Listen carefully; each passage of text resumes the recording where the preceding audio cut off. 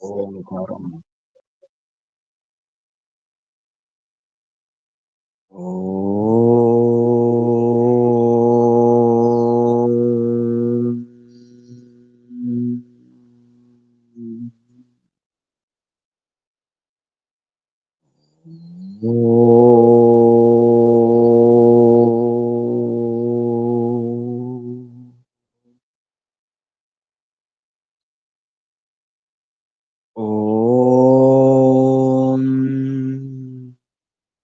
योगे योगे तवस्तरम वाजे वाजे हवामहे सखाय इन्द्रमूतये सखाय इन्द्रमूतये ॐ तस्माद् यज्ञात् सर्वहुत ऋचः सामानि जज्ञिरे छन्दांसि जज्ञिरे तस्माद् यजुस्तस्मादजायत तस्माद् यजुस्तस्मादजायत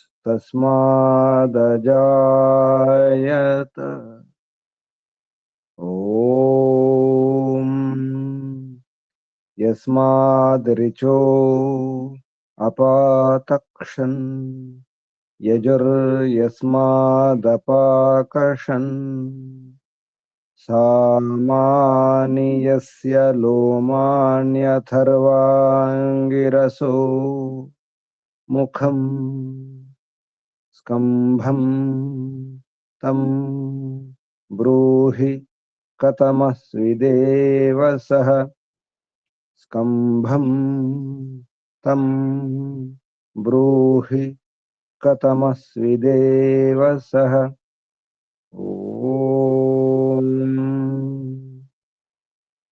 बृहस्पते प्रथमं वाचो अग्रं प्रैरत नामधेयं दधानाः यदेषां श्रेष्ठं यदरिप्रमासीत् प्रेरणा तदेषां निहितं गुहावि प्रेरणा तदेषां निहितं गुहावि ॐ अग्निवायुरविभ्यस्तु त्रयं ब्रह्म सनातनम् दुदोह यज्ञसिद्ध्यर्थं ऋग्यजुस्सामलक्षणम्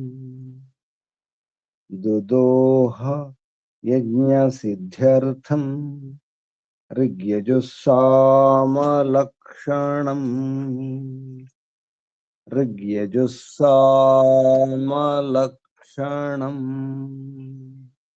ॐ शांति शांति शांति ओम परमपिता परमात्मा ओम ओम रक्षका ओम सर्वरक्षका सदा रक्षका सर्वदा रक्षका सत्य रक्षका नित्य रक्षका सर्वत्र रक्षका ओम सर्वतः रक्षक सर्वधा रक्षका सर्वथा रक्षका शाश्वत रक्षक परम रक्षक। ओम जगद रक्षक विश्व रक्षक। ओम शाश्वत पिता शाश्वत माता सर्व पिता सर्व माता विश्व पिता विश्व माता जगत पिता जगन माता जगदांबा जगत जननी। ओम जगतपति विश्वपति चित्तपति वाक्पति चक्षुष्पति आपति परापति शुभस्पति व्रतपति वास्तोषपति तपस्पति दीक्षापति प्रजापति सर्वभूतपति। ओम शाश्वत भ्राता त्राता दाता विधाता प्रदाता शाश्वत बंधु शाश्वत मित्र शाश्वत सखा विश्वबंधु विश्वामित्र विश्वसखा सर्वबंधु सर्वमित्र सर्वसखा परम बंधु परम मित्र परम सखा प्रथम बंधु प्रथम मित्र प्रथम सखा आदि बंधु आदि मित्र आदि सखा। ओम शाश्वत गुरु गुरुणाम गुरु परम गुरु प्रथम गुरु आदि गुरु सनातन गुरु सत्य गुरु नित्य गुरु शाश्वत गुरु सर्वगुरु विश्वगुरु। ओम शाश्वत आचार्य परमाचार्य सर्वाचार्य सत्य नित्य आचार्य। ओम शाश्वत स्वामी सर्वस्वामी सत्य नित्य स्वामी शाश्वत राजा राजाधिराजा महाराजा। ओम स्वराट स्वयंराट विराट विश्वराट अनंतराट ब्रह्मराट बहुराट महाराट पूर्णराट सर्वराट। ओम शाश्वत न्यायाधीश अर्यमा। ओम सदाधारा सर्वदाधारा जगदाधारा विश्वाधारा। ओम ईश्वरा परमेश्वरा सर्वेश्वरा जगदीश्वरा। ओम ईशा परेशा सर्वेशा विश्वेशा जगदीशा सर्वभूतेशा। ओम सर्वांतर्यामिन् सर्वभूतांतरात्मन् परमात्मन् परब्रह्मन्। ओम सर्वव्यापका विश्वव्यापका। ओम सर्वशक्तिमन् सर्वस्वामिन्। ओम निराकार निर्विकार। ओम न्यायकारिण दयालु अजरा अमरा अभय अनुपम। ओम नित्य पवित्र परम पवित्र। ओम सृष्टिकर्ता धर्ता भर्ता हर्ता संहर्ता प्रलयकर्ता पालनकर्ता निर्माणकर्ता। ओम प्रभो ओम स्वयंभू ओम शंभु ओम शंभु ओम परिभू। ओम शंभवा मयोभव प्रभव विभव उद्भव सुभव। ओम सर्वानुभूः ओम भूः ओम भुवः ओम स्वः ओम भूर्भुवः स्वः। प्रिया प्रियाति प्रिया प्रियतमा प्राणात् प्रिया प्राणस्य प्राण प्राणाधारा प्राणेश्वर प्राणपति जीवनेश्वर जीवनाधार जीवनपति। ओम जन्मदाता ओम सर्व दुख विनाशक सकल क्लेश नाशक संकट मोचक समस्त अविद्या अशांति भय निराश निवारक। ओम सच्चिदानंद आनंद घन स्वरूप आनंददाता आनंदकरा सुखकरा सुखदायक। ओम आत्मदा वरदा ज्ञानदा सर्वदा वर्चोदा द्रविणोदा धनदा स्वस्तिदा शुभदा आयुर्दा मोक्षदा। ओम ओम ओम ओम ओम ओम ओम ओम ओम ओम ओम। ओम को वंदना ఋషులకు మహర్షులకు మునులకు యోగులకు గురువులకు ఆచార్యులకు అధ్యాపకులకు పెద్దలకు మాతాపితలకు శ్రేయోభిలాషులకు మిత్రులకు జడచేతనాది చరాచర జగత్తుకు స్థావర జంగమాలకు వందన. సర్వేభ్యో నమో నమః. ప్రణవ. ఓం. ఆత్మ బంధువులారా, ఆత్మీయ బంధువులారా, శాశ్వత బంధువులారా, ధర్మ బంధువులారా, విశ్వ బంధువులారా, బ్రహ్మ బంధువులారా, ఆత్మీయ బాంధవులారా, వేద బాంధవులారా, ధర్మ బాంధవులారా, మిత్రులారా, అత్యంత దుఃఖ నివృత్తి అభిలాషులారా, పూర్ణ పురుషార్థులారా, మోక్షాకాంక్షులారా, ముముక్షువులారా, సుమ్నార్థులారా, విశ్వాత్మ, అనంతాత్మ, ఆకాశాత్మ, శాశ్వతాత్మ, శాంతాత్మ, బ్రహ్మాత్మ, పూర్ణాత్మ, సర్వాత్మ, విశ్వాత్మ, పరమాత్మ, దర్శన అభిలాషులారా, సాధకులారా, ఈశ్వర ఆరాధకులారా,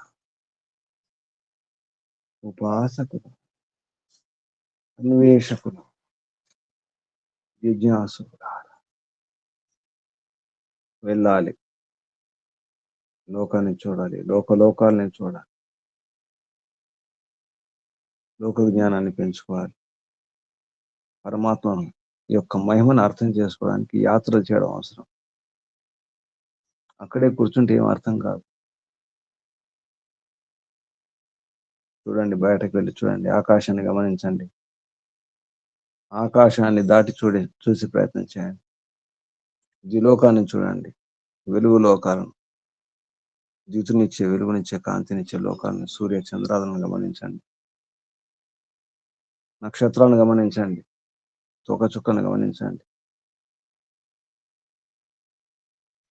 కళ్ళతో చూడండి, అక్కడిక్కడ వెళ్ళండి, ముట్టి చూడండి, తాకి చూడండి,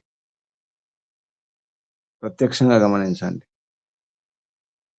ఊహించుకోవడాలు కాదు, కల్పనలు కాదు, ప్రత్యక్షంగా దగ్గరికి వెళ్ళి చూడండి, దేశాలు తిరగండి, సముద్రాన్ని గమనించండి, సముద్రం లోతును గమనించండి, సముద్రం లోపలేముందో, బయట ఏముందో, సముద్రం పైన ఏముందో, అసలు సముద్రం అంటే ఏమిటి? ఈ భూమి మీద ఉన్న నీటిని జలరాశి మాత్రమే కాదు, జలనిధి, ఇది ఒకటే కాదు సముద్రం అంటే. గాలిలో నీళ్లున్నాయి, ఆకాశంలో నీళ్లున్నాయి, అంతరిక్షంలో నీళ్లున్నాయి. భూమి మీద ఉన్న నీటి కంటే అంతరిక్షంలో ఉండే నీరే ఎక్కువ. అక్కడ నీరుంది, ఇక్కడ నీరుంది. నీటిని వాడుకోండి, భూమిని వాడుకోండి, ఆకాశాన్ని వాడుకోండి, అంతరిక్షాన్ని వాడుకోండి, లోకాలను వాడుకోండి, అర్థం చేసుకోండి. పరమాత్మ మహిమను తెలుసుకోవాలి. ఈ సృష్టి రహస్యం ఏమిటి? సృష్టి ఎవరి కొరకు? ఇన్ని ఏర్పాట్లు, ఇన్ని వనరులు, ఇన్ని సదుపాయాలు ఎవరి కొరకు? దేని కొరకు? ఉద్దేశం ఏమిటి? పరమాత్మ యొక్క ఉద్దేశం ఏమిటి? ఇన్ని రకాలుగా, ఇంత వైవిధ్యం ఎందుకు? ఇంత చిత్ర విచిత్రాలు ఎందుకు? ఇన్ని అద్భుతాలు ఎందుకు? ఎంత శక్తి ఉండాలి, ఎంత మహిమ ఉండాలి, ఎంత సామర్థ్యం ఉండాలి, ఎంత బలం ఉండాలి, ఎంత బుద్ధి ఉండాలి. ఎన్నో ఆకారాలు, ఎన్నో ప్రకారాలు, ఎన్నో రంగులు, ఆ రంగులు ఎన్నో రకాలు. ఒకే రంగు అనుకుంటే ఆ రంగుల్లో మళ్ళీ రకాలు, అందులో రకాలు. ఎరుపు అంటే ఎరుపులో రకరకాల ఎరుపులు, రకరకాల పసుపు రంగులు, రకరకాల ఆకుపచ్చ రంగులు, రకరకాల నీలి రంగులు, రంగులోనే ఎన్నో రకాలు. ఇంత విచిత్రం ఏమిటి? కారణం ఏమిటి? తిరగాలి, వెళ్ళాలి, ప్రయాణం చేయాలి, లోకాల యాత్రలు చేయాలి. కానీ కాళ్ళతో ఎగరలేము. ఎలా ప్రయాణం చేయడం? ఎలా ప్రయాణం చేయడానికి యానాలు కావాలి, నీటి మీద సాగడానికి నావలు కావాలి, నౌకలు కావాలి, భూమి మీద తిరగడానికి వాహనాలు కావాలి, సముద్రం లోపల తిరగడానికి జలాంతర్గాములు కావాలి. సముద్రం లోతును గమనించాలంటే జలాంతర్గాములు. ఆకాశం తిరగడానికి ఆకాశయానాలు కావాలి, విమానయానాలు కావాలి. ఇంకా లోకలు వెళ్ళడానికి ఎన్నో రకాల వాహనాలు అవసరం, యానాలు అవసరం.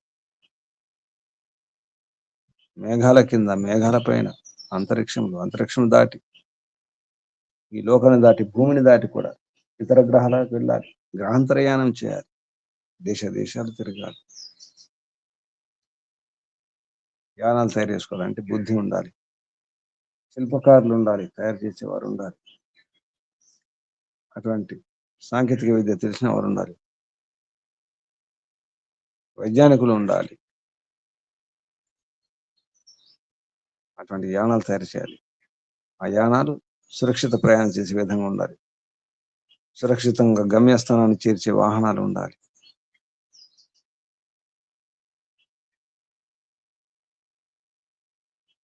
ఇదంతా ఉండాలంటే శాస్త్ర జ్ఞానం ఉండాలి, అటువంటి విద్య ఉండాలి, అటువంటి ఉపాయాలు ఉండాలి, బుద్ధి ఉండాలి.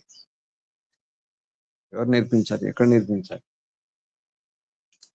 సృష్టి ఆదిలో నేర్పించింది ఎవరు? ముందుగా నేర్పించినది ఎవరు? ఇటువంటి ఉపాయాలను, ఇటువంటి విద్యలను ఇచ్చింది ఎవరు? ఎక్కడ నేర్చుకోవాలి? ఆది గురువు ఎవరు?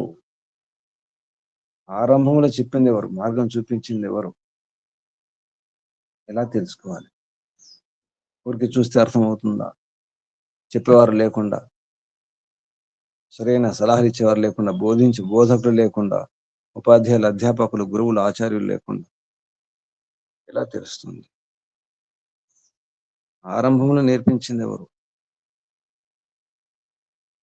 ఇన్ని రకాల విద్యలు ఎలా నేర్చుకున్నారు? పరమాత్మ లేకుండా, పరమ గురువు లేకుండా, ఆది గురువు లేకుండా, ఆది విద్వాన్, పరమ విద్వాన్, పరమాత్మ లేకుండా. వేదం అంటేనే జ్ఞానం, వేద జ్ఞానే. వేదం అంటేనే విచారణ, ఆలోచన, వేద విచారణ. వేదం ద్వారా నేర్చుకోవాలి, వేదాధ్యయనం చేయడానికి. ఎన్నో సమస్యలకు పరిష్కారం వేదాధ్యయనం. వేదం ద్వారా ఎన్నో నేర్చుకోవచ్చు. సురక్షితంగా, సుఖంగా జీవించడానికి కావాల్సిన ఏర్పాట్లు, వనరులు, ఉపాయాలు, విజ్ఞానం వేదాధ్యయనం ద్వారా అర్థం చేసుకోవచ్చు. ఇలా నౌకలు నడిపించాలి నీళ్ళ పైన, నీళ్ళ లోపల ఎటువంటి నౌకలు ఉండాలి, ఎటువంటి యానాలు ఉండాలి, విమానాలు ఎలా ఉండాలి, మేఘాల కింద నడిచే విమానాలు, మేఘాల పైన నడిచే విమానాలు, మేఘాల పైన దాటి నడిచే విమానాలు, రాకెట్ యానాలు.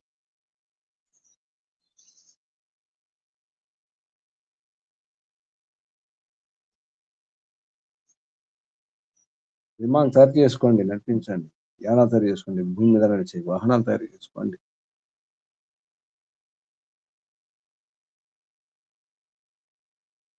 విద్యను ఉపయోగించుకోండి, వేద విద్యను ఉపయోగించుకోండి.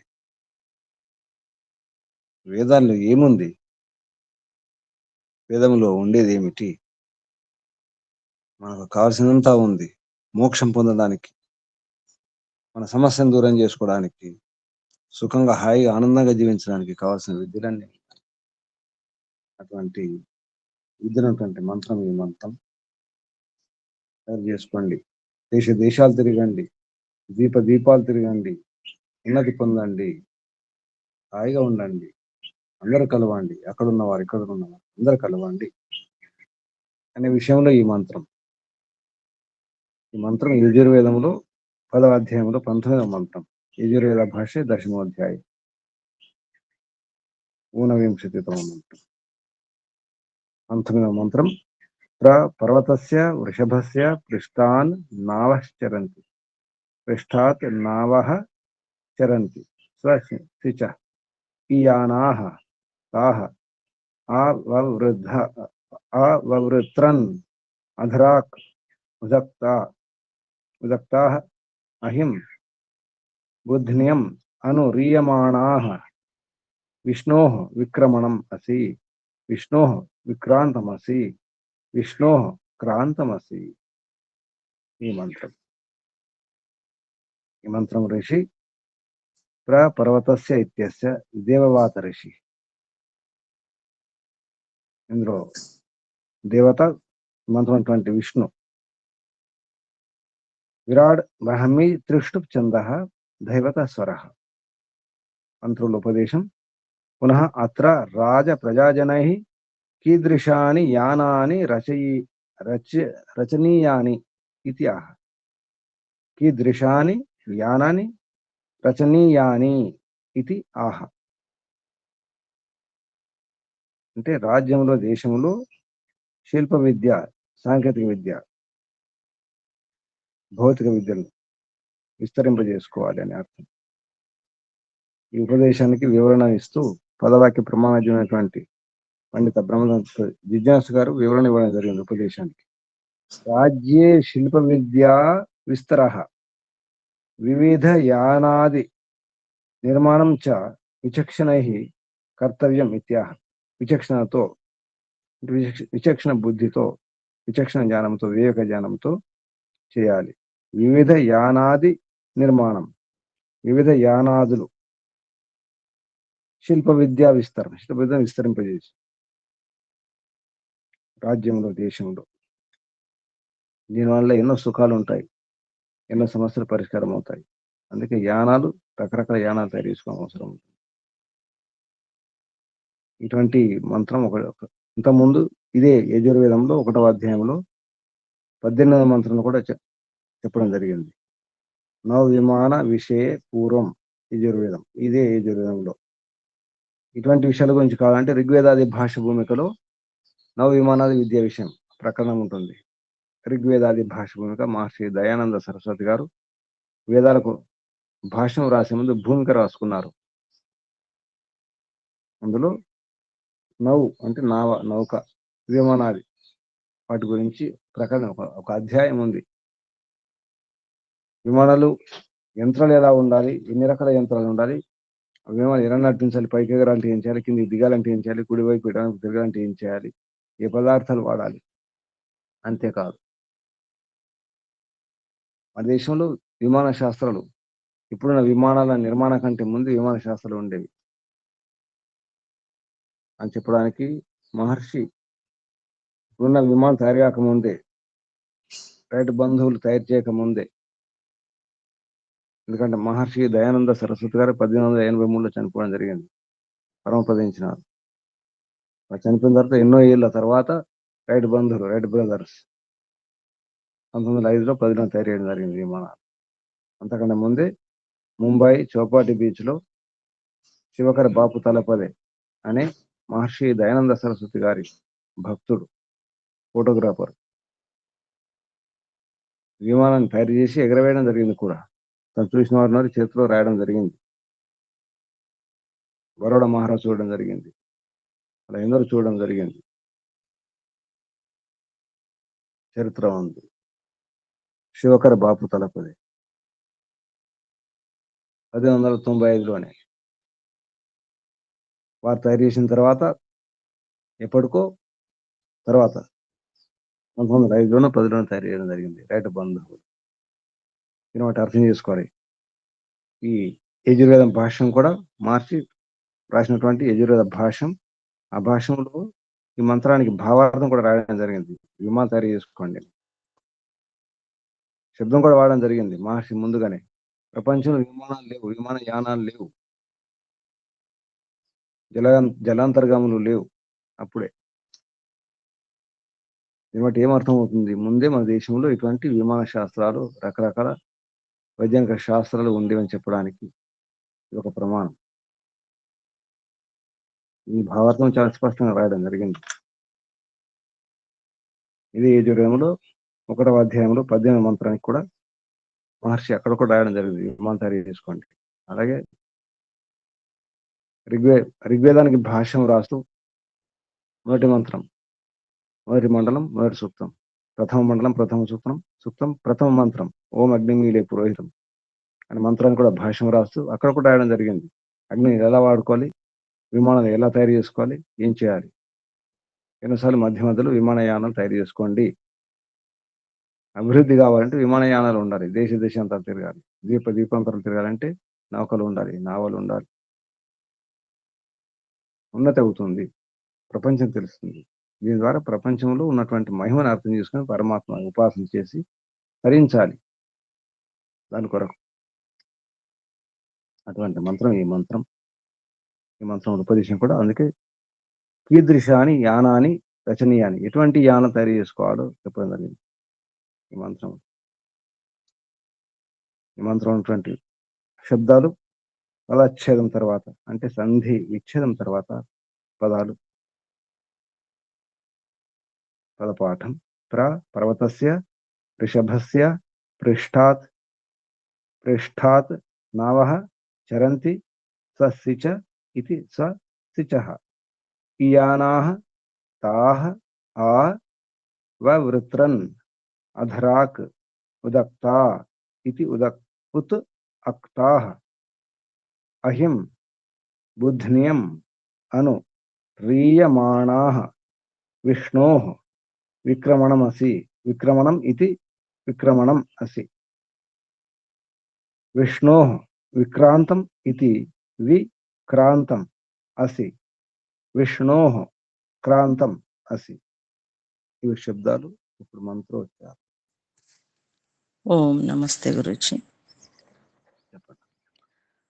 ఓం ప్రపర్వతస్య వృషభస్య వృష్ఠాన్నావశ్చరంతి స్వసిచ ఇయానాః తా ఆవవృత్రన్నధరాగుదక్తా అహిం బుధ్నమను రీయమాణాః విష్ణోర్విక్రమణమసి విష్ణోర్విక్రాంతమసి విష్ణోః క్రాంతమసి. నమస్తే గురుజీ. ఓం క్రాంతమసి. ఓం ప్రపర్వతస్య వృషభస్య పృష్ఠాత్ నావశ్చరంతి, చాలా స్పష్టమైనటువంటి శబ్దాలు. పృష్ఠాత్ నావశ్చరంతి, నావలు చరిస్తాయి. పైన, వీపు పైన. పృష్ఠాత్ అంటే సముద్రం వీపు పైన, సముద్రం పైన అని అర్థం. శబ్దాలు చూస్తే అర్థమైపోతుంది. కానీ ఇందులో గమనించాల్సింది విష్ణు విక్రమణమసి, విష్ణు విక్రాంతమసి, విష్ణు క్రాంతమసి. ఈ శబ్దాలకు 3 విష్ణు శబ్దాలకు వేరే వేరే అర్థం చెప్పాలి. విష్ణు అంటే కేవలం విష్ణువు కాదు, వ్యాపకుడు పరమాత్మ అనే అర్థం కాకుండా వేరే అర్థాలు కూడా చెప్పాలి. అంటే గాలి కూడా విష్ణువే. ఎందుకు విష్ణు అన్నారు అంతా కూడా మనకు లోతు వెళ్ళినప్పుడు అర్థమవుతుంది. ఇప్పుడు ఈ శబ్దాలకు అర్థం, ప్రతి శబ్దానికి అర్థం, పదార్థం పేరుతో మహర్షి ప్రమాణపూర్వకంగా చెప్పిన అర్థాలు. అంటే ప్రకృష్టంగా, బావుగా. పర్వతం అంటే మేఘం. నిజానికి మేఘంటులో మేఘానికి ఎన్నో పర్యాయ పదాలని, అందులో ఒకటి పర్వతం. ఎందుకంటే ఆకాశం మేఘాలు చూస్తే పర్వతాల్లో కూడా కనిపిస్తాయి. ఈ మంత్రంలో పర్వతస్య ప్రకృష్టంగా పర్వతస్య అంటే మేఘస్య. పర్వత ఇది మేఘనామ స్ఫటికం నిఘంటు 1:20, 1:10. పర్వతం యొక్క అంటే మేఘం యొక్క. వృషభస్య వర్షకస్య, వర్షాన్నిచ్చే దాని యొక్క, అంటే మేఘం వర్షాన్నిస్తుంది.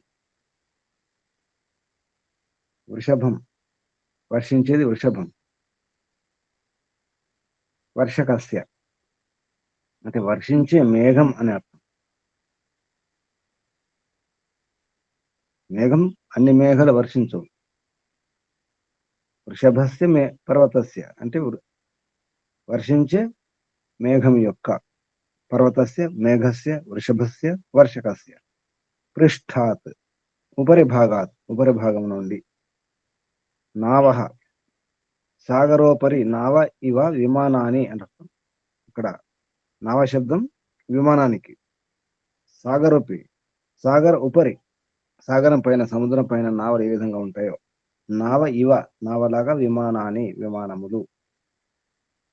చరంతి చరిస్తాయి, తిరుగుతాయి. స్వసిచ యాః స్వైః జనైః జలేన సిచ్యంతే తాః. ఏవైతే ఉన్నాయో అవి స్వై జనై స్వజనుల ద్వారా, జలేన జలము ద్వారా, జలముతో సిచ్యంతి జలముతో తడపబడతాయి. నావలు తడపబడతాయి. అలాగే విమానాలు కూడా తడపబడతాయి వర్షం కురిసేటప్పుడు. మేఘాల కింద ఉంటాయి, మేఘాల పైన ఉంటే తడవడం ఉండదు. ఇయానా గంత్రియ అంటే వెళ్ళడం అని అర్థం, వెళ్లుతూ. గంత్రియ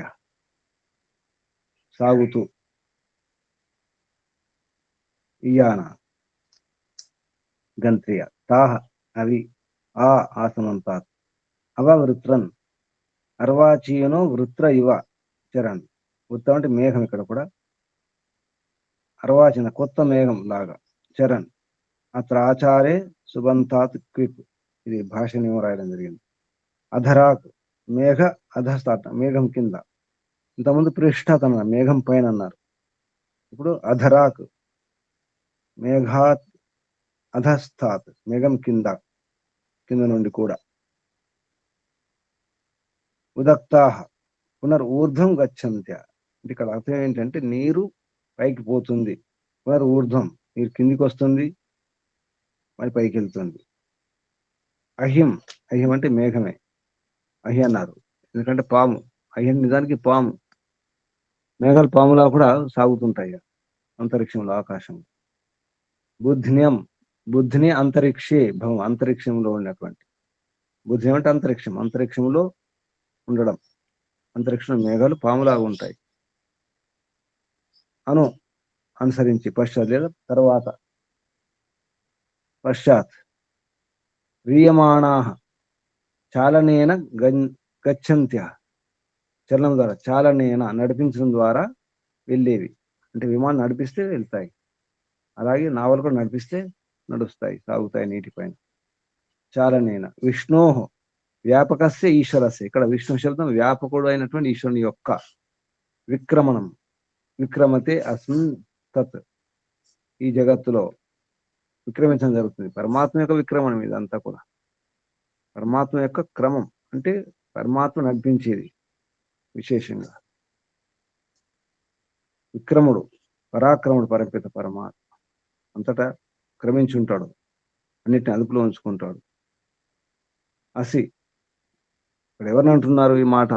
పరమాత్మలాగా ఉండాలని అంటే శిల్పకారులను, అంటే సాంకేతిక విద్య చేసిన వారిని. ఈనాటి భాషలో ఇంజనీర్లు, ఈ టెక్నాలజిస్ట్ ఎవరైతే ఉంటారో, వైజ్ఞానికులు ఎవరైతే ఉంటారో, అటువంటి శిల్పకారులు, ఇంజనీర్లు, టెక్నీషియన్స్, వైజ్ఞానికులు, వారు అలా ఉండాలి.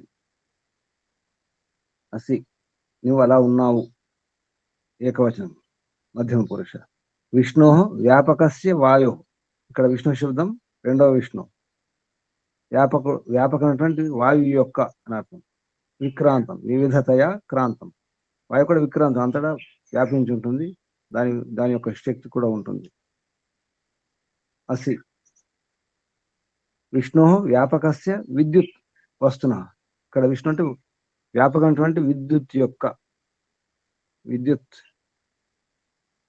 వ్యాపకస్య. విష్ణు అంటే వ్యాపకమైనటువంటి విద్యుత్ యొక్క. క్రాంతం క్రమణాధికరణం. అసి అయి ఉన్నావు. అన్వయంలో మహర్షి దయానంద సరస్వతి గారు సంబోధిస్తూ, హే రాజశిల్పిని, ఓ రాజశిల్పులారా, అంటే ఆస్థాన శిల్పులు, వైజ్ఞానికులు, టెక్నీషియన్స్, ఇంజనీర్లు అని అర్థం. యాహ స్వసిచ ఇయాన ఉదక్త అహిం బుధ్నం అనురీయమాణ నావః వృషభస్య పర్వతస్య పృష్ఠాత్ ప్రచరంతి యాభిః త్వం విష్ణుః విక్రమణమసి. విష్ణోః విక్రమణం అసి. విష్ణోః విక్రాంతమసి. విష్ణోః క్రాంతమసి. యాః అధరాక్ అవవృత్రన్ తాః త్వం. వృత్రన్స్తాస్త్వం విడదీస్తే అధరాక్ అవవృత్రన్ తాః త్వం. సాధునీః అంటే తయారు చేసుకోండి, సాధించండి. ఏం సాధించండి? విమానయానం తయారు చేసుకొని సాధించండి, తిరగండి, దీపాలు. అదే విషయాన్ని భావార్థంలో మహర్షి చెప్పడం జరుగుతుంది.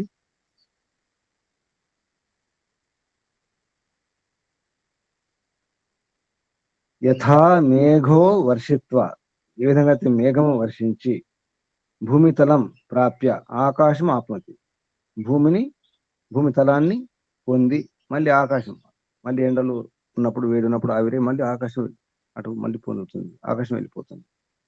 భూమితలం ప్రాప్య ఆకాశం ఆప్నోతి, తజ్జలం మళ్ళీ అక్కడ నుంచి వర్షించి ఆ జలం, తత్జలం ఆ జలం అంటే వర్షజలం వాన నీరు, నదీర్గత్వ నదికి వెళ్ళి, అంతటా చివరికి నదీర్గత్వ అంతటా సముద్రం ప్రాప్నోతి సముద్రాన్ని పొందుతుంది నీరు, వాన నీరు. తత్పృష్ఠే దానిపైన నావో గచ్చంతి నావలు నడుస్తాయి.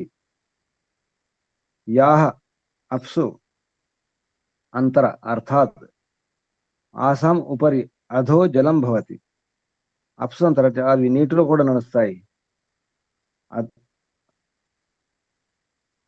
ఉపరి అధ ఉపరి అధో జలం భవతి, జలాంతర్గాముల విషయం అన్నమాట. జలాంతర్గాములు కింద నీరు ఉంటుంది, పైన నీరు కూడా ఉంటుంది. అటువంటి నావలు కూడా తయారు చేసుకోవాలి.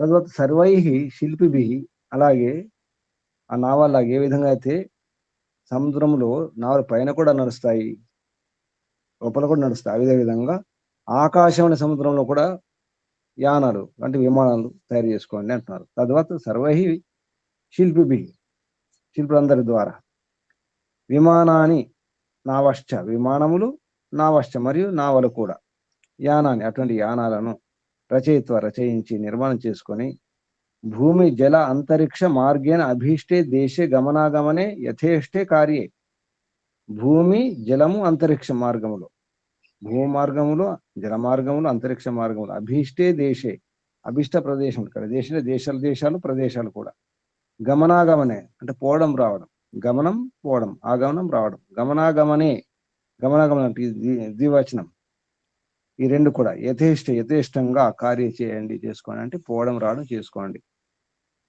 భూమి మీద జలం అంతరిక్ష మార్గంలో యానం తీసుకోండి, రకరకాల ప్రదేశాలు చూడండి, దేశాలు తిరగండి, ద్వీపాలు తిరగండి, ఉన్నతి పొందండి, తెలుసుకోండి, చివరికి పరంపిత పరమాత్మ యొక్క మహిమను అర్థం చేసుకోండి. యావది ఏతాని నా సాధువంతి, ఎంతవరకైతే ఇటువంటి సాధించలేరో, తయారు చేసుకోలేరో, దేశ విదేశాలు తిరగలేరో, ద్వీపాలు తిరగలేరో, తావత్ ద్వీపాంతరం గంతుం కష్టతపి నా శక్నతి, వెళ్ళలేరు, చూడలేరు. ఎంతవరకు ఇటువంటి యానాలు ఉండవో, తయారు చేసుకోలేరో, సాధించలేరో, తావత్ అంతవరకు ద్వీపాంతరం గంతుం కశ్చిదపి నా శక్నోతి, ద్వీపాంతరాలు వెళ్ళడానికి ఎవరు కూడా సాధ్యం కాదు, పోలేరు. యథాపక్షిణ ఇదం శరీరమయం, ఇక్కడ గమనించండి మహర్షి ఏమంటున్నారు, ఈనాటి విమానాలు తయారు చేసుకోవడానికి పక్షి ప్రేరణని, పక్షిని చూసి నేర్చుకున్నాడు మానవుడు, గద్దను చూసి నేర్చుకున్నాడు, కొందరు అంటారు గద్దను చూసి నేర్చుకున్నాడు, డేగను చూసి నేర్చుకున్నాడు, పక్షి నుంచి నేర్చుకున్నాడు. అప్పుడు ఆ పక్షి లాంటి ఆకారం తయారు చేసుకుని విమానం తయారు చేసుకున్నాడు రైట్ బ్రదర్స్. ఇక్కడ ముందుగానే రైట్ బ్రదర్స్ పుట్టక ముందు ఈ పుస్తకం రాయడం జరిగింది, యజుర్వేద భాష్యం, మహర్షి దయానంద సరస్వతి గారు. వారు పుట్టలేదు, రైట్ బ్రదర్స్ పుట్టనే లేదు, ఈ లోకంలో లేరు వారు, అసలు విమానాలు ఈ ప్రపంచంలో విమానాలు లేవు. అప్పుడు ఏమంటున్నారు, యథాపక్షిణ ఇదం శరీరమయం, పక్షి తన శరీరాన్ని సంఘాత మొత్తం శరీరాన్ని తీసుకొని గమయంతి వెళ్తుంది, ఆకాశంలో విహరిస్తుంది. తథైవ విచక్షణ, అదేవిధంగా విచక్షణ ద్వారా వివేక జ్ఞానంతో తెలుసుకొని, శిల్పిభి అంటే ఇంజనీర్లు, ఈ టెక్నాలజీ తెలిసిన వారు, ఏతద్ ఆకాశం యానై విక్రమణీయం, ఆకాశయానం ద్వారా విక్రమణ చేయండి, తిరగండి ఆకాశంలో, ఆకాశాన్ని ఆక్రమించండి, విక్రమించండి. పక్షి గురించి ఉదాహరణ ఎందుకు వచ్చింది, పక్షిని చూసి నేర్చుకోమని అంతకుముందే ఉన్నాయి, బృహద్ విమాన శాస్త్రం ఇప్పుడు కూడా దొరుకుతుంది. ఇప్పుడు భరద్వాజ మహర్షి రాసినటువంటి సమరాంగణ సూత్రధారి అని పుస్తకం ఉంది, భోజరాజు రచించినటువంటి, సత్యార్థ ప్రకాశం 11వ సంవత్సరం చూడండి. అప్పుడే ఉండేవి మనకు కీలు గుర్రాలు ఉండేవి, గుర్రం లాంటి ఆకారం ఉన్నటువంటి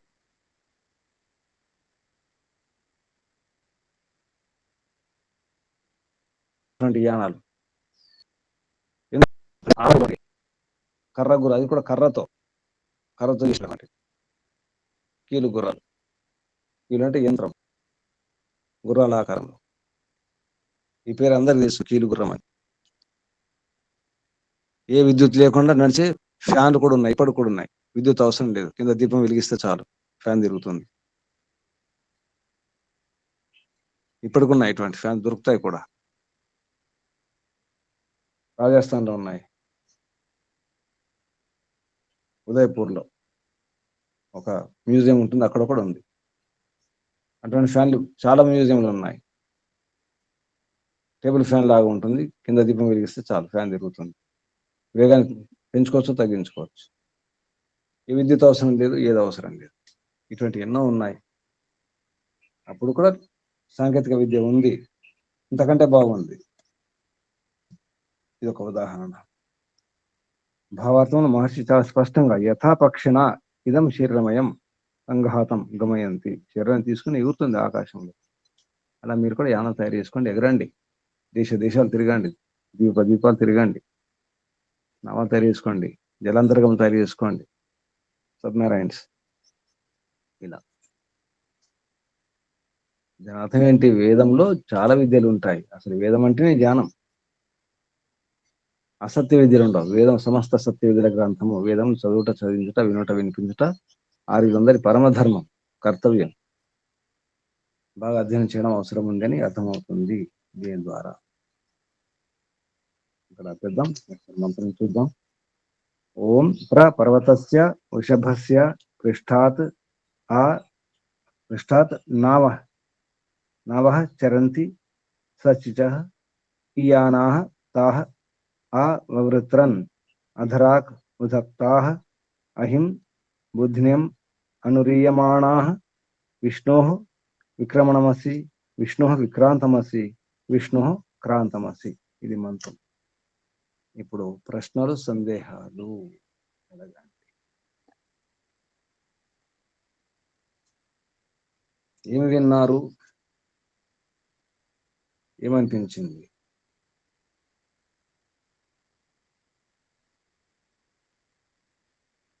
ఏమి విన్నారు? ఏమనిపించింది? ఓం నమస్తే గురుజీ. చెప్పండి. గురుజీ, విమానాలు తయారు చేసుకోవాలి ఇవన్నీ అంతా ఉంది, కానీ ఎట్లా తయారు చేసుకోవాలనేది ఉందా గురుజీ మరి వేదాలలో? మీరు రండి, నా దగ్గర పుస్తకం ఉంది, బృహద్ విమాన శాస్త్రం, చూపిస్తా. ఒకసారి ఋగ్వేద భాష భూమిక ఉంటే చూడండి, నవ విమానాది ప్రకారం చూడండి. దాంట్లో ఇలా నడిపించడం కూడా రాసింది ఉంది. ఏ లోహాలు వాడాలి, ఏ ఖనిజాలు వాడాలి, విమాన తయారు చేసే ఎన్ని పుస్తకాలు ఉన్నాయి, ఆ లిస్ట్ కూడా ఉంది అందులో, బృహద్ విమాన శాస్త్రంలో. వారి పేర్లు కూడా ఉన్నాయి, ఎవరెవరు. ఎన్నో శాస్త్రాలు ఉన్నాయి విమాన తయారు చేయడానికి సంబంధించిన శాస్త్రాలు. బృహద్ విమాన శాస్త్రం అది పుస్తకం ఇందులో దొరుకుతుంది. కామారెడ్డి గురుకులం కూడా ఉంది, నా దగ్గర కూడా ఉంది. దొరుకుతాయి, మీరు కూడా కొంటే మీరు కూడా దొరుకుతాయి. అటువంటి ఎన్నో శాస్త్రాలు ఉన్నాయి, బయట ప్రచారం చేయరు.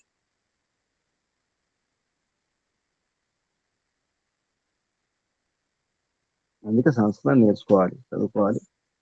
సంస్కృతంలో శాస్త్రాలు ఇప్పుడు కూడా ఎన్నో ఉన్నాయి, బయటకు మరుగున పడినటువంటి, బయటకు రాకుండా కుట్ర చేసి దాచేసినటువంటి ఎన్నో శాస్త్రాలు. ఇది పెద్ద కుట్ర కాదా? మహర్షి ఎప్పుడు చెప్పడం జరిగింది, పక్షిని చూసి నేర్చుకోండి, విమానం తయారు చేసుకోండి. ఈ మహర్షి చనిపోయింది ఎప్పుడు? 1883లో. అంతకంటే ముందే రచించడం జరిగింది ఈ పుస్తకం, ఋగ్వేద భాష. పూర్ణ ప్రవచనం చాలా స్పష్టంగా చెప్పడం జరిగింది. నేను నాకు సంభవం ఇస్తే, నాకు వీలైతే విమానం తయారు చేసి ఇస్తాను కూడా చెప్పారు మహర్షి. పూనా ప్రవచనం, ఉపదేశం అని చెప్పి పుస్తకం చూడండి. పూనా ప్రవచనంలో విమానం తయారు చేస్తానని కూడా అన్నారు. వారి భక్తుడే శివకర బాబు తలపదే తయారు చూపించారు, ఎగిరేశారు కూడా. బరోడా మహారాజ్ చూశారు, అతని చరిత్ర కూడా రాసింది ఉంది. గోవింద రానాడే అప్పుడు జడ్జి అనుకుంటాను, వారు కూడా చూసినట్టు వారి ఉపస్థితిలోనే ఇక్కడ చౌపాటి బీచ్ ముంబైలో.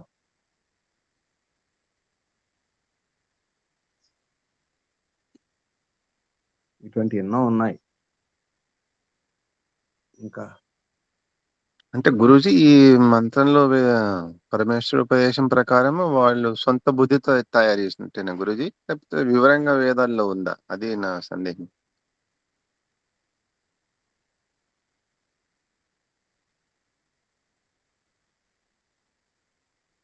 వినపట్టలేదు గురూజీ. మ్యూట్లో ఉన్నారు. యజ్ఞం ఎలా చేయాలో యజ్ఞకుండం గురించి, యజ్ఞం గురించి కూడా లేదు. యజ్ఞం ఇలా చేయండి, అలా చేయండి, ఈ సామాగ్రి వాడండి, ఆ సామాగ్రి వాడండి, ఈ సమిధలు, ఈ నెయ్యి, అటువంటి ఏం లేదు కదా. యజ్ఞం గురించి లేదు. వివరంగా ఎక్కడ ఉంటుంది? ఋషులు రచించిన దాంట్లో ఉంటాయి. పెళ్ళి అని ఉంది, వివాహ సంస్కారం. పెళ్లి మాత్రం ఉంటుంది అంతే. పెళ్లి ఎలా చేసుకోవాలి అని ఉండదు. వేదంలో మొత్తం అదంతా ఉండదు. బీజాలు ఉంటాయి. ఉపాయాలు చెప్తాను అంతే, ఐడియా ఇస్తారు అంతే. ఒక ఐడియా, వేదం ద్వారా మనకు ఐడియా వస్తుంది, దాంతో తయారు చేసుకోవాలి. అప్పుడు బుద్ధిని ఉపయోగించుకోవాలి.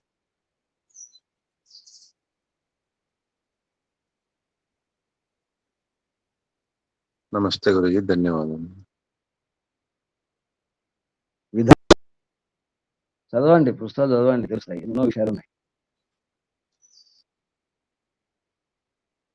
ఏ విషయం అంతే, బీజాలు కొని ఉంటుంది వేదంలో. మొత్తం అంతా వివరిస్తే ఈ వేదాలు సరిపోతుందా? సరిపోదు. 4 వేదాలు కాదు, అంటే మనకు అయితే ఆకారం కనిపిస్తుందో ఇంతే సరిపోదు. వివరంగా రాస్తే ఒక్కొక్క దాని గురించి ఇంత సంక్షిప్తంగా దాన్ని పూర్తిగా కుదించి చేస్తేనే ఇంత ఉంది. భగవంతుని యొక్క శబ్దాలు, ఒక్కొక్క శబ్దంలో చాలా గొప్పనటువంటి విజ్ఞానం ఉంటుంది. ఒక శబ్దం, ఇప్పుడు పర్వతస్య అన్నారు. పర్వతం అంటే మనం మామూలు పర్వతం అనుకుంటాం. పర్వతం శబ్దం విన్న వారికి పర్వతమే కదా అనిపిస్తుంది. వృషభం అంటే ఎద్దు. ఈ పర్వతం ఏంటి, ఎద్దు ఏమనిపిస్తుంది మనకు. కానీ నిఘంటు అధ్యయనం చేస్తే పర్వతం అంటే మేఘం అని అర్థం వస్తుంది.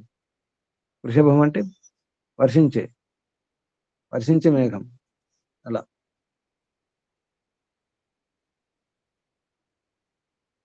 ఇంకా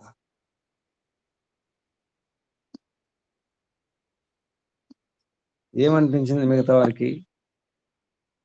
జోలపాట్లాగా అనిపించిందా? ఓం నమస్తే గురూజీ. చెప్పండి. గురూజీ, రామాయణంలో కూడా అప్పటికే ఈ పుష్పక విమానాలు, రావణుడు కూడా వాడినట్టు అప్పటికి ఆధారాలు ఉన్నాయి కదా గురూజీ. రాముడు ఆధారం ఉంది, మహాభారతంలో కూడా ఆధారం ఉంది. గంధర్వులు విమానయానం చేసేవారని చెప్పేసి మహాభారత గంధర్వ గురించి ఉంది కదా. గంధర్వ మహాభారతంలో కూడా ఉన్నాయి. విమాన శబ్దం ఉంది. మనం ఈయన దేవుడిగా పృథ్వీ చంద్రుడా, విమాన శబ్దం, దాంట్లో కూడా విమాన శబ్దం వస్తుంది.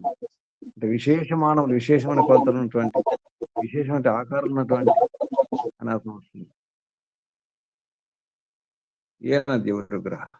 అలాగే గురూజీ, రెండో ప్రపంచ యుద్ధం గురూజీ, జర్మనీ వాళ్ళు ఇక్కడి నుంచి ఈ వేదాలు తీసుకెళ్లి అక్కడ వాటిని పరిశోధన చేసి, అలాగే ఇక్కడ తూర్పుగోదావరి జిల్లా నుంచి ఒక వేద పండితుని తీసుకెళ్ళి అక్కడ జర్మనీలో దాన్ని వాళ్ళు డెవలప్ చేసుకున్నారు. అది ఇప్పటికి కూడా జర్మనీ దండిపట్ల, ఆయన ఫోటో ఉన్నట్టు కూడా వారి పేరు దండిపట్ల మొత్తం పేరు. శాస్త్రి గారు అంటే వాళ్ళు ఉపయోగించుకున్నారు ఆ జ్ఞానాన్ని. ఇంటి పేరు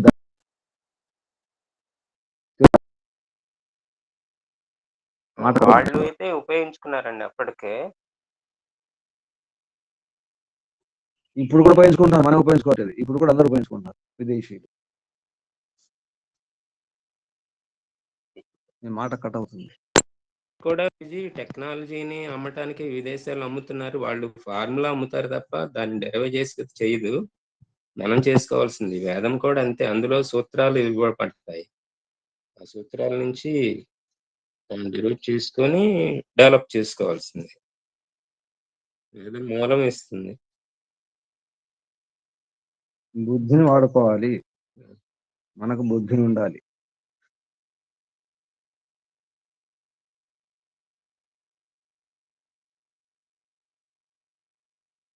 ఇంకా గురుజీ రీయమాణాః అంటే అనురీయమాణ, అనురీయమాణ కదా అది. అనురీయమాణ నడిపిస్తే నడిచేదని అర్థం. అనుసరించి రియ అంటే చాలనేన గచ్చంత్య, నడిపిస్తే నడిచే యానాలు ఇవే విమానాలు నౌకలు అని అర్థం వస్తుంది. నడిపిస్తే నడుస్తాయి. రియమాన అనురియమ అంటే నడిపిస్తే నడుస్తాయి. అలా చాలనేన బుద్ధ్యం అంటే అంతరిక్షం. అహిం బుద్ధ్యం అంతరిక్షంలో నడిచే. అహిం అంటే మేఘాలు, మళ్ళీ అంతరిక్షం అంటే మేఘాలు. బుద్ధ్యం అంతరిక్షంలో ఉండే, అహిం మేఘాలు, మేఘాలు లాగా అనమాట. అంటే మేఘాలు ఏ విధంగా ప్రయాణం చేస్తే ఆ విధంగా నడిచే విమానాలు అనే అర్థం కూడా వస్తుంది. అహిం బుద్ధ్యం అనురీయమాణ, ఆ విధంగా ఉండి విమానం తయారు చేసుకోవాలి. మేఘాల వెంట, మేఘాల కింద, మేఘాల పైన, మేఘాలను అనుసరించి ఏంటమ్మా. ఈ నావలైనా విమానాలైనా వ్యాపారాల కోసమే కదా? కాదు కాదు, వ్యాపారం కోసం అయితే ఇదంతా అవసరం లేదు. అందువల్ల అందరూ వ్యాపారం చేస్తున్నారు. ఇప్పుడు విమానంలో వెళ్ళే వారందరూ వ్యాపారం కోసం వెళ్తున్నారు. ఏంటి తిరగడానికి కూడా వెళ్తారు, చూడడానికి వెళ్తారు, లేదా కలవడానికి కూడా వెళ్తారు కదా, ప్రదేశాలు చూడడానికి కూడా వెళ్తారు. యాత్రికులు ఉంటారు కదా, యాత్ర చేసేవారు. ముందు ఉద్దేశం అక్కడున్న ఏముంది తెలుసుకొని దాన్ని ఉపయోగించుకోవడానికి కొరకు. ఒక మూలిక అనుకోండి, ఒక ఖనిజం అనుకోండి, అలా అవసరాలు. అక్కడ ఏముంది, ఇక్కడ ఉంది, రవాణా అవసరం కదా.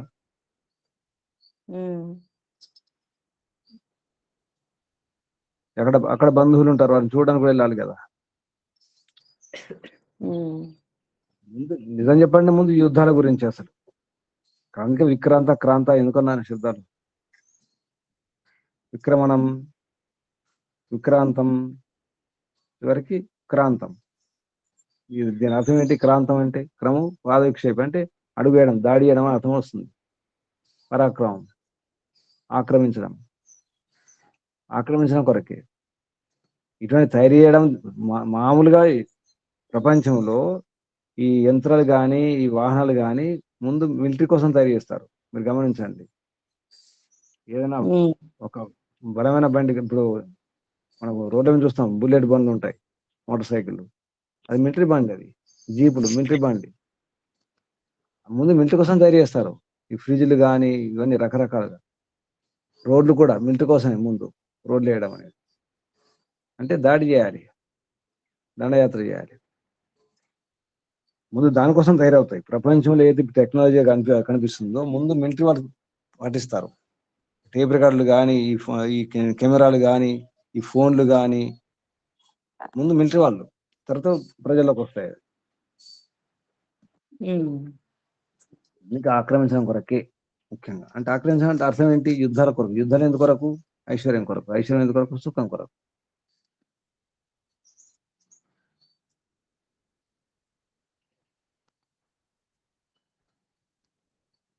ఇదంతా కరెక్టేనా గురూజీ? మరి అవును, ఎక్కడ అధర్మం ఉంటే వారిని తీసేయాలి కదా.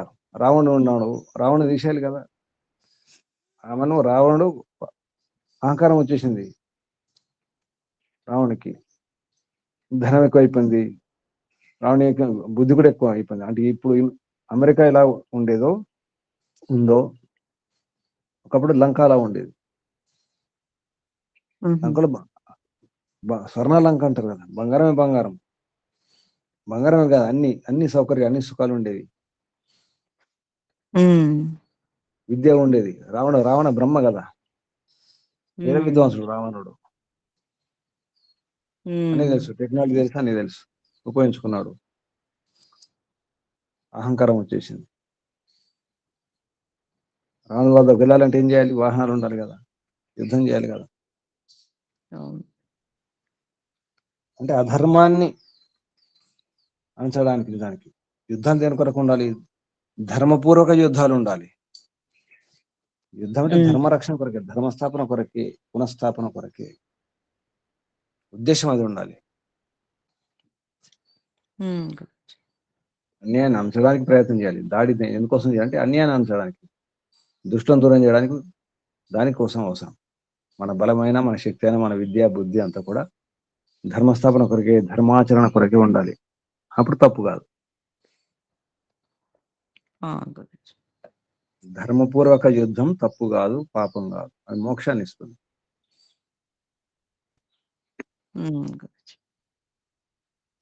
ఇందుకొరకు అన్ని కావాలి. సాధనాలు, అస్త్రాలు, శస్త్రాలు, బాణాలు, ఈ విమానాలు, నౌకలు అన్ని అవసరం. దానికి ఒక వ్యవస్థ ఉండాలి. వ్యవస్థ రాజు ఉండాలి, నడిపించేవాడు ఉండాలి కదా. అవసరాన్ని బట్టి మనిషి బుద్ధిని ఉపయోగించి యంత్రాలను తయారు చేసుకుంటూనే ఉన్నాడు కదా గురించి. తయారు చేసుకుంటున్నాడు. కానీ ముందు మిలిటరీ వాళ్ళు, ఈ ఫ్రిడ్జ్లు ఇవన్నీ ముందు మిలిటరీ వాళ్ళు వాళ్ళ కోసం తయారు చేస్తారు. ఏదైనా గమనించండి, ముందు మిలిటరీలోకి వచ్చేస్తాయి ఇటువంటి. ఇప్పుడు మందులు ఉన్నాయనుకోండి, ఆయుర్వేద మందులే, పొడులు కానీ, అరిస్టాలు, ఆసోలు, ఇటువంటి భస్మాలు ఏవైతే ఉంటాయో అన్ని వాళ్ళ కొరకే. అంటే యుద్ధం చేసినప్పుడు అవసరం. యుద్ధం అకస్మాత్ అక్కడ ఏ మూలిక దొరుకుతుంది? నేను రసాలు వాడతాను, ఆకులు తెంపుకుంటానంటే ఆకులు ఎక్కడ దొరుకుతాయి యుద్ధంలో? యాత్ర చేసేటప్పుడు యాత్ర కూడా కొరకు రకరకాల ఔషధాలు తయారు చేస్తారు, నీలో ఉంచే ప్రయత్నం చేస్తారు వెంటనే వాడుకోవడానికి. అంటే ఇవన్నీ గమనిస్తే యాత్ర దేని కొరకు? దండయాత్ర కొరకు. మన యాత్ర అంటేనే దండయాత్ర. ఏదో తెచ్చుకోవాలి కదా. మనం యాత్ర చేస్తున్నాం, ఏదో చూడడానికి వెళ్తాం, లేదా తెచ్చుకోవడానికి వెళ్తాం, ఏదో వ్యాపారం చేస్తారు.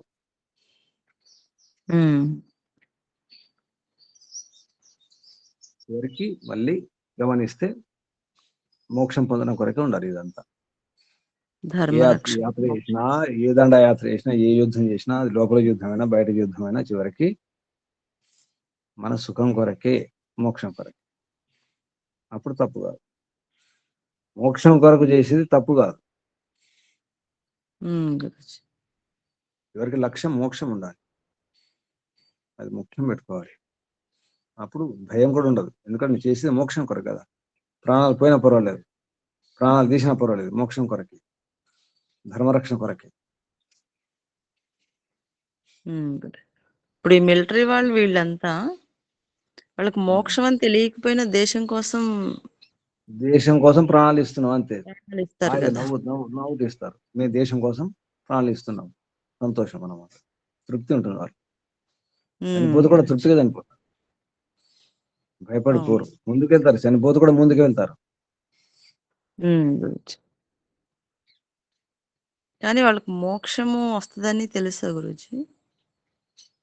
అంటే కొందరు అక్కడ కూడా ఉపదేశిస్తారమ్మా, ఈ భౌతికత అన్ని నేర్పిస్తారు. సిక్కులు ఉంటారు, సిక్కు మతం వాళ్ళు, అందులో కూడా ఇటువంటివి ఉన్నాయి. అన్నిట్లో ఉంటాయి, అన్ని మతాల్లో ఉంటాయి. ధర్మం కోసం ముస్లిమ్స్ ఉంటారు, ధర్మం కోసం అంటే వాళ్ళ మతం కోసం చనిపోతే జన్నత్ అంటే స్వర్గం లభిస్తుంది. అక్కడ అన్ని సుఖాలు ఉంటాయి, రాజభోగాలు ఉంటాయి, రంభౌరషి ఇటువంటి వాళ్ళు, అప్సరసలు ఉంటారు. అక్కడ కూడా ఉన్నాయి.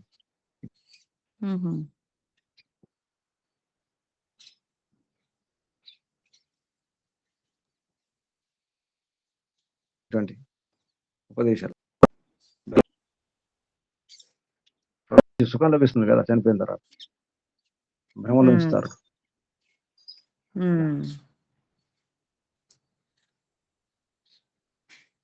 వాళ్ళు భ్రమల్లో ఉంచుతారు కానీ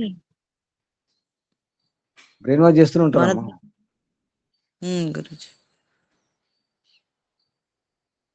అంటే వారి పద్ధతులు వాళ్ళు చేస్తూ ఉంటారు. దొంగ ఎందుకు దొంగతనం చేస్తాడు? ప్రాణం పోయిన పర్లేదని చేస్తాడు. దేనికోసం చేస్తాడు? నా పిల్లలు బాగుంటారు, కనీసం మా కుటుంబం బాగుంటారు. వాడు సుఖం కోసం చేస్తాడు. వాడి దగ్గర ప్రాణం పోవసండి, ఆయన దొంగతనం చేస్తాడు. వస్తే చంపేస్తాడు కూడా, తెగి ఉంటాడు, తెగించే పని చేస్తాడు. మనం కూడా తెగించే ఉండాలి. తెగించి ఉంటే ఇందుకు సాహసం చేయడం అవసరం. ధర్మం కోసం ధర్మం. మోక్షం కొరకు తెగించండి. ధర్మం కోసం మోక్షం కొరకు తెగించండి. అన్నిటిని వాడుకోండి. ప్రపంచం ఉన్నటువంటి ఈ వనరులన్నీ వాడుకోండి. పరమాత్మ పర్మిషన్ ఇచ్చినాడు, వాడుకోండి. ధర్మం కోసం వాడుకోండి, అధర్మం కోసం వాడకండి. ఈ శరీరాన్ని, ఈ ఈ మనసుని, బుద్ధిని, పర్వతాలు శక్తి ఇవన్నీ సామర్థ్యం అడవులు అన్ని అది అధర్మం కోసమే వాడుతున్నారు. అందుకేమవుతుంది, రకరకాల సమస్యలు వస్తున్నాయి, రోగాలు వస్తున్నాయి, బాధలు వస్తున్నాయి, అశాంతి, ద్వేషాలు, పగలు, కుట్రలు, కుతంత్రాలు, యుద్ధాలు, అధికారం కోసం యుద్ధాలు, అక్కడ ఉన్న పదార్థం దోచుకోవడం కొరకు యుద్ధాలు, పెట్రోల్ కోసం ఏం చేస్తున్నారు ఇప్పుడు అమెరికా లాంటి దేశాలు? పెట్రోల్ కోసం నిజానికి. దాని మీద అధికారం, మళ్ళీ వాళ్ళ పెత్తనం ఉండాలి.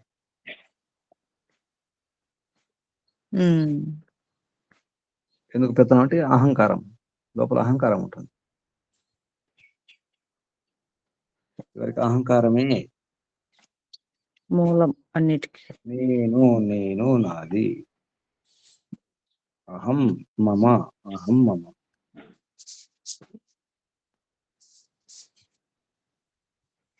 నమస్తే గురుజీ. ఎవరైనా ఏం విన్నారు, ఏం కన్నారు?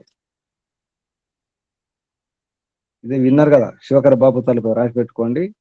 ముందుగా ప్రపంచంలో మొట్టమొదటి విమానాన్ని ఎగిరేసింది శివకర బాపుతాలపై మహర్షి దయానంద సరస్వతి గారి భక్తుడు, ఫోటోగ్రాఫర్, మహారాష్ట్రియన్, ముంబై చౌపాటి బీచ్. ఇప్పుడు చౌపాటి బీచ్ ఉంది, చూడవచ్చు. దీని గురించి రాసినటువంటి పుస్తకాలు కూడా దొరుకుతాయి మీకు. ముందు ఎవరు ఎగిరేసినారు చూసిన వారు కూడా ఉన్నారు. గోవింద రానాడే.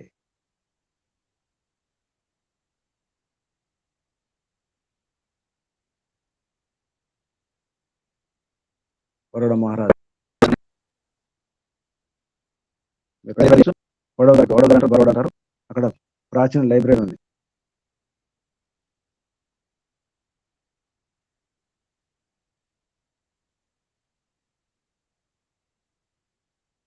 గమనించిన అక్కడ పూనాలో, బరోడాలో ప్రయత్నించండి. మన చేసిన ఇది బరోడా వెళ్ళినప్పుడు ఒక ప్రాచీన రామాయణం, అంటే శుద్ధి చేసిన రామాయణం, దాని గురించి మంచి విశ్లేషణ ఉన్నటువంటి రామాయణం తీసుకోవడం జరిగింది. బరోడా లైబ్రరీ.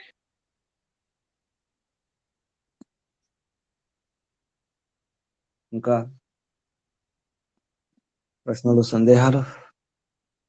ప్రయత్నం చేయండి.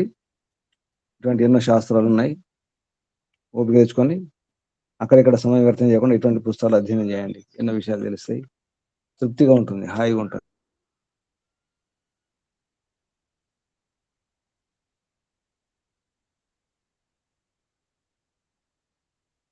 తర్వాత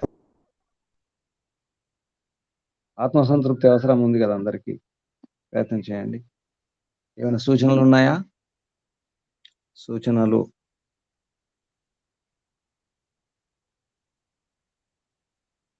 ఆత్మ నివేదన ఎవరు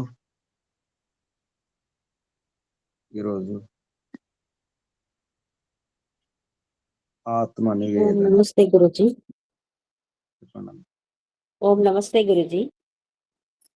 చెప్పండి అమ్మా.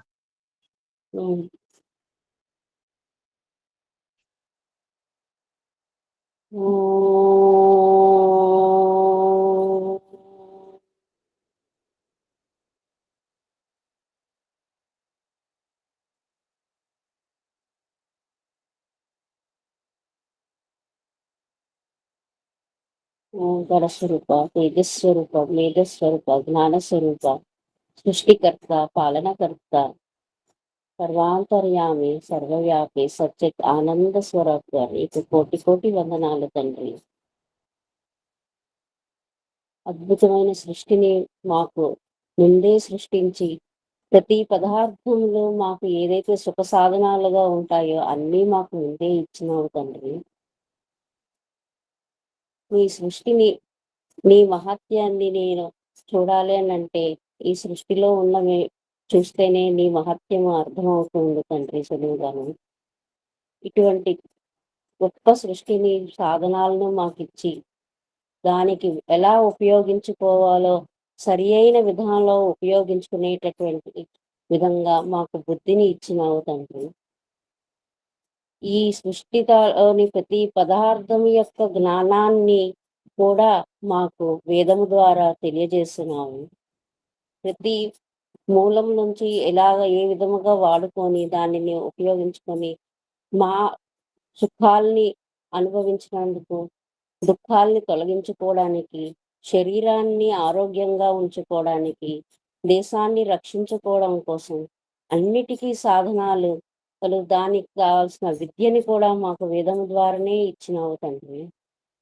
ఇంతకంటే ఏమి కావాలి తండ్రి మాకు? మేమే దాన్ని సరిగ్గా ఉపయోగించుకోవట్లేదని నాకు ఎంతో బాగా అర్థమవుతుంది. దీనికోసము ఋషులు, మునులు, విద్వాంసులు నీ జ్ఞానాన్ని వాళ్ళు తెలుసుకొని, దర్శించుకొని వాళ్ళు మాకు తెలియజేశారు. అప్పటికీ మేము ఉపయోగించుకోలేకపోతున్నాము.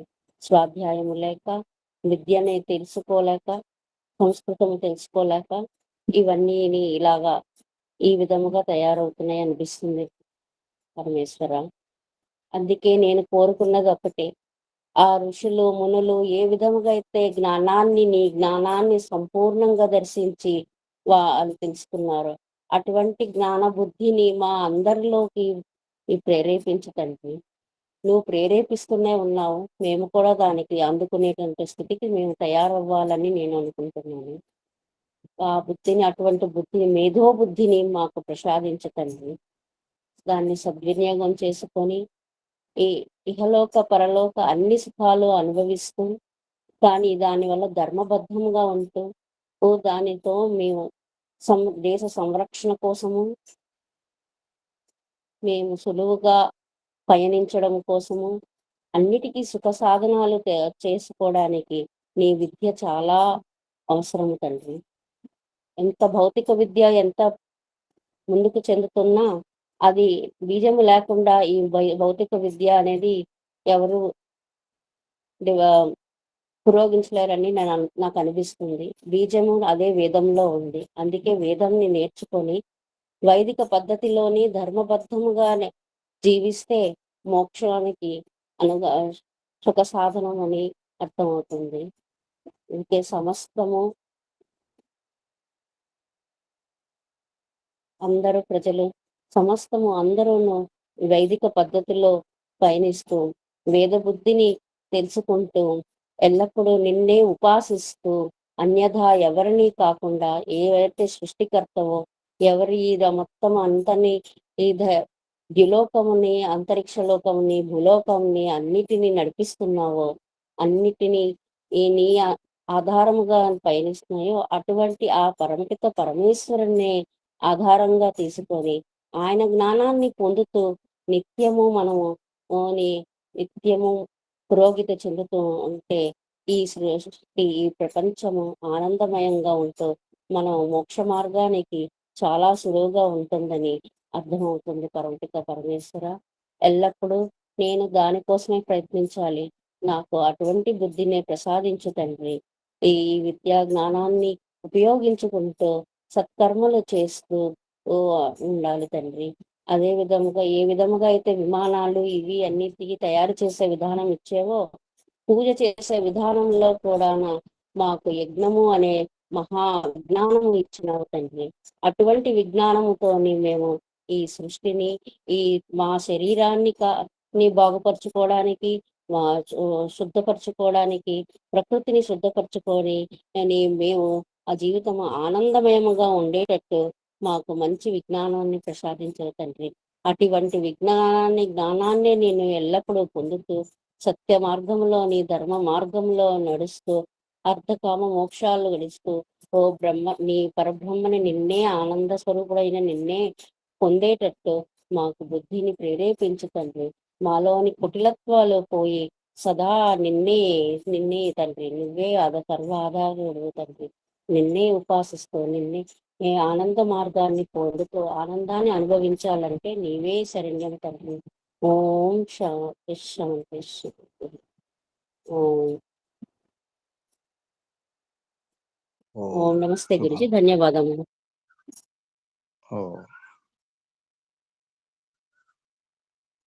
ఆసనం మార్చుకోండి. నడుము, వీపు, మెడ, తల నిటారు ఉంచుకోండి. కళ్ళు మూసుకోండి. దీర్ఘ శ్వాస ఒకసారి.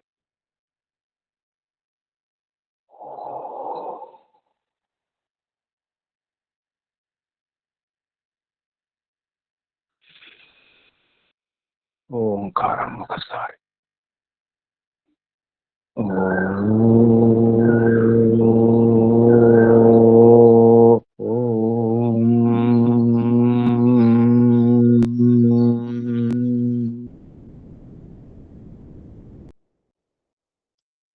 हे पिता సర్వశక్తిమాన్ ప్రభు, ఇప్పుడెప్పుడు ఏం కావాలో అన్ని వనరులను మాకు ఇచ్చినావు ప్రభు. బుద్ధి ఒక రకం కాదు, ఎన్నో సమస్యలను దూరం చేసుకోవడానికి విచక్షణ బుద్ధిని ఇచ్చినావు ప్రభు. మేధా బుద్ధి కూడా ఇచ్చినావు, ఆశు బుద్ధి, వెంటనే అర్థం చేసుకునే బుద్ధిని కూడా ఇచ్చినావు ప్రభు. మా సంస్కారాల కారణంగా పరధ్యానంలో ఉండి తమరిచ్చినటువంటి బుద్ధిని కూడా వాడుకోలేకపోతున్నాం, విద్యను వాడుకోలేకపోతున్నాం, సత్యాసత్యం తెలుసుకోలేకపోతున్నాం.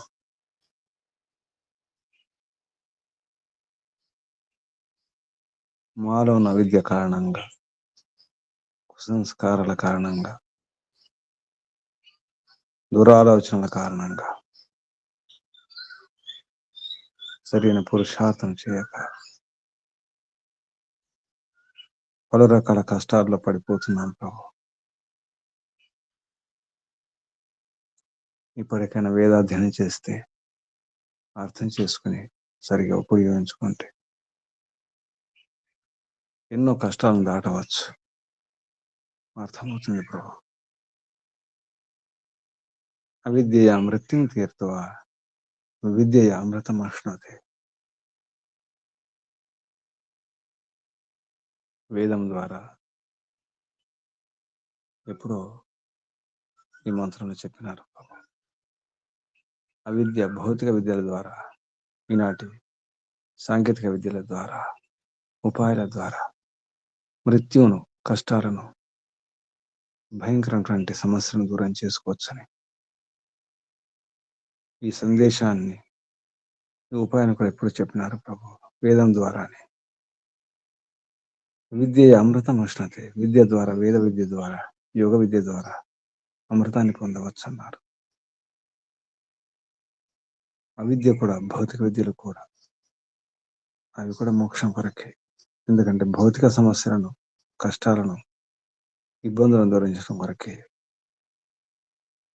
కొరతలను దూరం చేయడం కొరకే ఈనాటి ఆధునిక విద్యలు.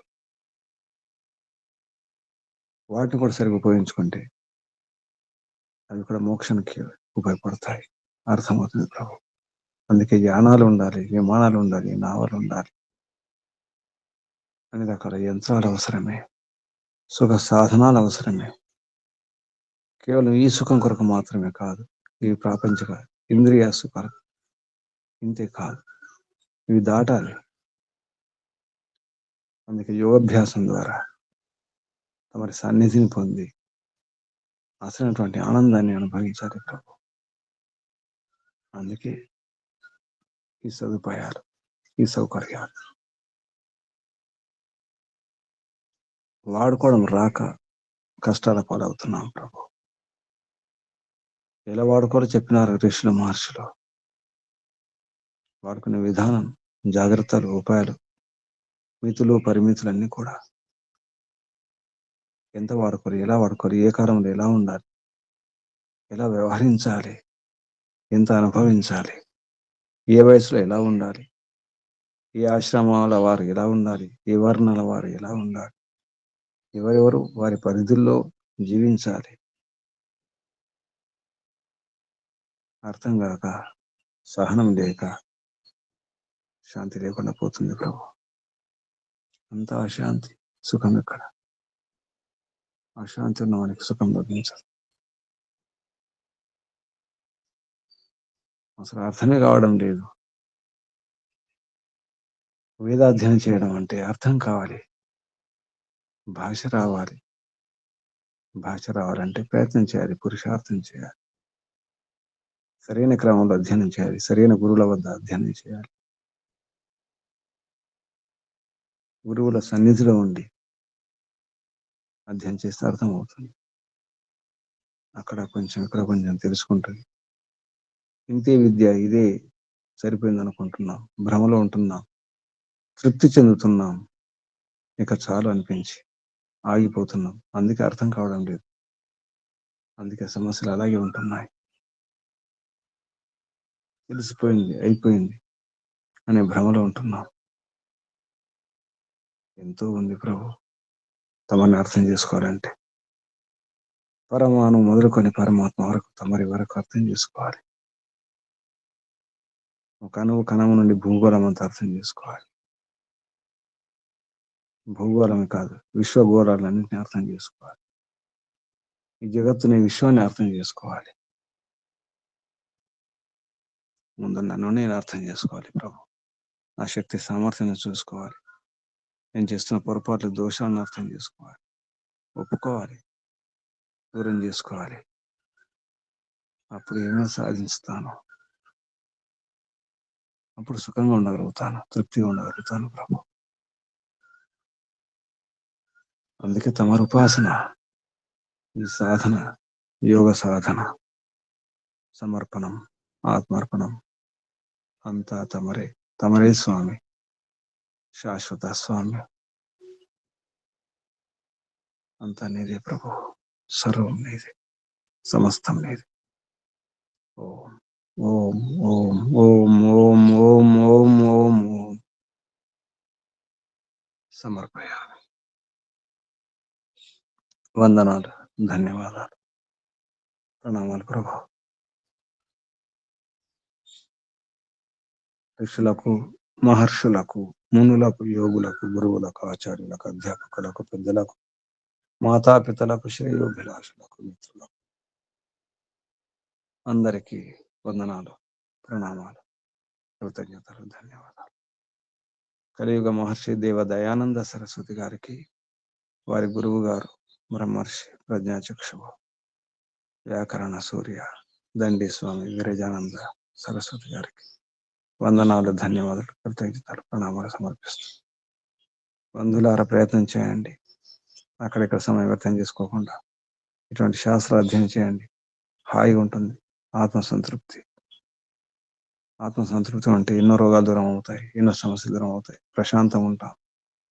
ప్రశాంతంగా ఉంటే అంతా శాంతి. ప్రయత్నం చేయండి. ఈశ్వరోపాసనే ముఖ్యం.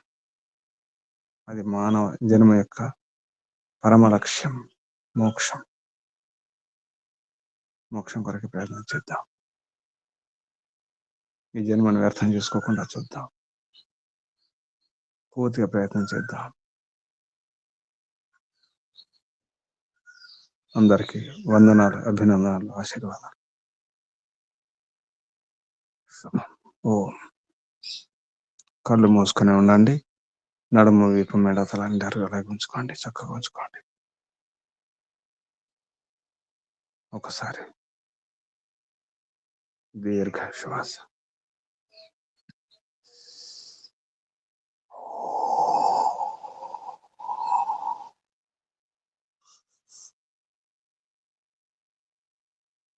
పూర్ణ సమర్పణ భావనతో ఈశ్వరార్పణం, ఈశ్వర స్మరణం, ఓంకారం చేద్దాం. శ్వాస నింపండి.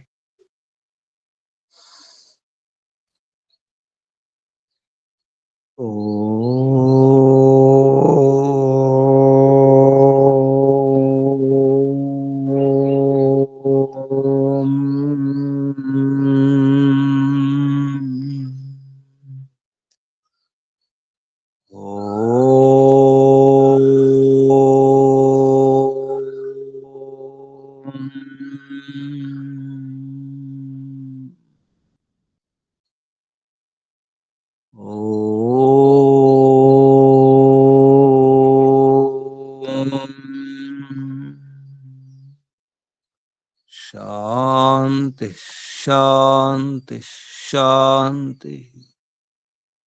सर्वेभ्यो नमो नमः। शुभम। ओम।